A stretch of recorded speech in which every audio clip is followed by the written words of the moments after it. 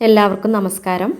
4000 വർഷത്തിലേറെ പഴക്കമുണ്ടെന്ന് പറയപ്പെടുന്ന മലപ്പുറം ജില്ലയിലെ അത്തിക്കാട് രാമനെല്ലൂർ മഹാദേവ ക്ഷേത്രത്തിലേക്കാണ് ഈ യാത്ര പുറപ്പെടുന്നത്. വന്യമൃഗങ്ങൾ വിഹരിക്കുന്ന നിലമ്പൂർ ചാലിയാറിനോട് ചേർന്നുള്ള കാടിനുള്ളിലെ ക്ഷേത്രമാണിത്. ക്ഷേത്രത്തിനടുത്തെത്തുമ്പോൾ ഇവിടെ പുരാതന ഉപാസന സങ്കല്പമായൊരു പ്രതിഷ്ഠ നമുക്ക് കാണാൻ കഴിയും. ഇത് ശ്രീ അയ്യപ്പൻ്റെ മൂലസ്ഥാന പ്രതിഷ്ഠയാണ്. കിഴക്കു ഭാഗത്തുകൂടെയാണ് ക്ഷേത്രത്തിലേക്കുള്ള വഴി വരുന്നത്.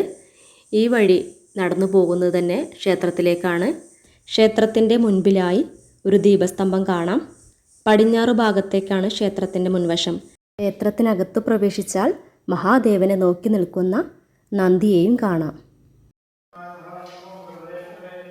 ആദ്യം മഹാദേവനെ തൊഴുത്, രണ്ടാമതായി കന്നിമൂലയിൽ ഇരിക്കുന്ന ഗണപതിയെയും തൊഴുത്, പിന്നീട് അയ്യപ്പനെയും തൊഴുത്, വടക്ക് പടിഞ്ഞാറുള്ള ഭഗവതിയെ നാലാമതായും തൊഴുത്, ശേഷം വടക്കു ഭാഗത്ത് പോയി മഹാദേവനെ തൊഴുത്, പ്രതിഷ്ഠയുടെ തെക്കു ഭാഗത്തായി സങ്കല്പിക്കുന്ന ദക്ഷിണാമൂർത്തിയെയും തൊഴുത്, വീണ്ടും ഓവിനടുത്ത് പോയി തൊഴുത് തിരിച്ചു വന്ന് പടിഞ്ഞാറേ നടയിലൂടെ ഇറങ്ങി ആദ്യ ശിവക്ഷേത്ര സങ്കല്പമായ വേട്ടയ്ക്കൊരുമകനെ തൊഴുത്, രണ്ട് ക്ഷേത്രങ്ങളെയും ഒരുമിച്ച് തൊഴുത് വീണ്ടും പടിഞ്ഞാറേ ഭാഗം ക്ഷേത്രത്തിനകത്ത് പ്രവേശിച്ച് പ്രസാദം വാങ്ങി തിരികെ പടിഞ്ഞാറേ ഭാഗം ഇറങ്ങുക.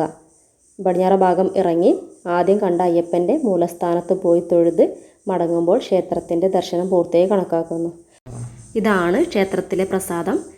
ഇത് ഞങ്ങൾക്ക് അവിടെ നിന്ന് ലഭിച്ചതാണ്. ക്ഷേത്രത്തിന് തെക്ക് ഭാഗത്തായി ചാലിയാർ നദി ഒഴുകുന്നുണ്ട്. അവിടേക്കുള്ള വഴിയാണിത്. ഈ ചാലിയാർ പുഴയുടെ അക്കരെ ഭാഗം നിലമ്പൂർ കോവിലകമാണ്. പണ്ട് ഈ കോവിലകത്തൊരു തിരുമേനി ഈ പുഴ കടന്ന് വന്ന് വേട്ടയ്ക്കൊരുമകനെ പൂജിച്ചതായി പറയപ്പെടുന്നു. ക്ഷേത്രത്തിലെ ദേവചൈതന്യം തിരിച്ചറിഞ്ഞതുകൊണ്ടാവാം അദ്ദേഹം ഈ വന്യജീവികളെ ഒന്നും തന്നെ വകവയ്ക്കാതെ തനിച്ചിവിടെ വന്ന് പൂജിച്ചത്. ക്ഷേത്രത്തിൽ രാവിലെ മാത്രമേ നട തുറക്കാറുള്ളൂ. വൈകുന്നേരങ്ങളിൽ ക്ഷേത്രത്തിൽ ദീപാരാധന ഉണ്ടായിരിക്കില്ല. വൈകുന്നേരത്ത് വന്യജീവികളെല്ലാം ഇറങ്ങുന്നത് കൊണ്ട് തന്നെ നട തുറക്കാറില്ല. മാസത്തിൽ രണ്ടാമത്തെ ഞായറാഴ്ച ഇവിടെ ശിവപാർവതി പൂജ ഉണ്ടാവാറുണ്ട്.